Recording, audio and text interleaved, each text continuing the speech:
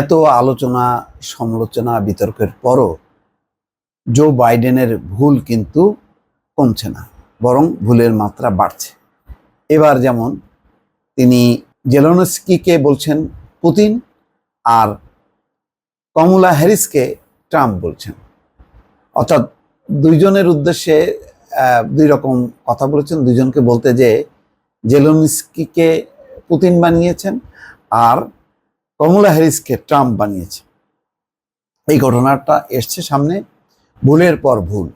যুক্তরাষ্ট্রের president Joe Biden তার vice president কমলা হ্যারিসের নামের সঙ্গে রিপাবলিকান প্রতিদ্বন্দ্বী ডোনাল্ড ট্রাম্পের নাম গুলিয়ে ফেলে আবারও বিব্রতকর অবস্থায় পড়েছেন। গতকাল বৃহস্পতিবার এক সংবাদ সম্মেলনে কমলা হ্যারিস সম্পর্কে বলতে গিয়ে তিনি কমলার নামের জায়গায় ট্রাম্প বলে ফেললেন। স্থানীয় সময় বৃহস্পতিবার রাতে যুক্তরাষ্ট্রের ওয়াশিংটন ডিসিতে পশ্চিমা সামরিক জোট ন্যাটোর ৭৫তম সম্মেলন শেষে একক সংবাদ সম্মেলন করেন জো বাইডেন। যে বাইডেনে তিনি বলছেন তিনি একমাত্র যোগ্য যিনি প্রেসিডেন্ট পদে দাঁড়াতে পারেন এবং ট্রাম্পকে হারাতে পারেন। সেই সংবাদ সম্মেলনেই তিনি এই ভুলগুলি করলেন।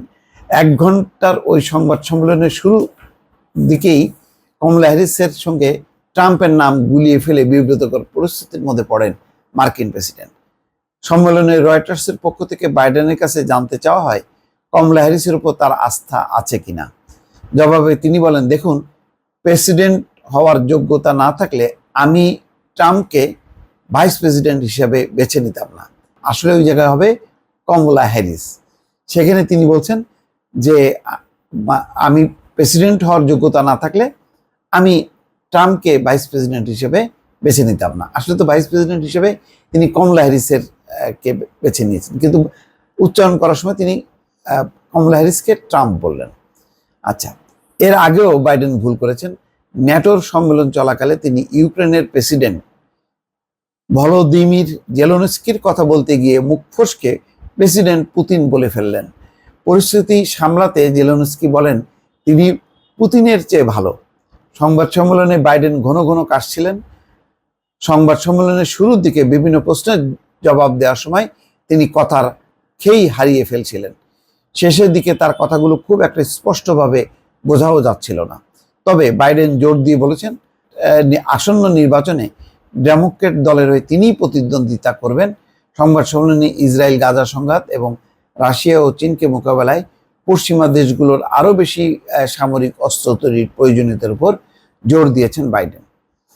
প্রেসিডেন্ট নির্বাচনকে সামনে রেখে 2 সপ্তাহ আগে ট্রাম্পের সঙ্গে বিতর্কে ধরাশায়ী হওয়া বাইডেন এমনিতেই দলের ভিতরে বাইরে নানা মুখে চাপের মধ্যে আছেন। তিনি 5 নভেম্বর অনুষ্ঠিত নির্বাচনে আদৌ জিততে পারবেন কিনা তা নিয়ে সমর্থক, তহবিলদাতা, এমনকি ডেমোক্র্যাট দলের নেতারাও প্রশ্ন তুলেছেন। 81 বছর বয়সী বাইডেনকে নির্বাচনে প্রতিদ্বন্দ্বিতা থেকে সরে দাঁড়ানোর আহ্বান জানাচ্ছেন তারা, কিন্তু তিনি অনড়। তিনি বলছেন যে আমি একমাত্র যোগ্য প্রার্থী এবং ট্রাম্পকে হারাতে আমি সক্ষম। দর্শক, ভালো থাকবেন। আল্লাহ হাফেজ।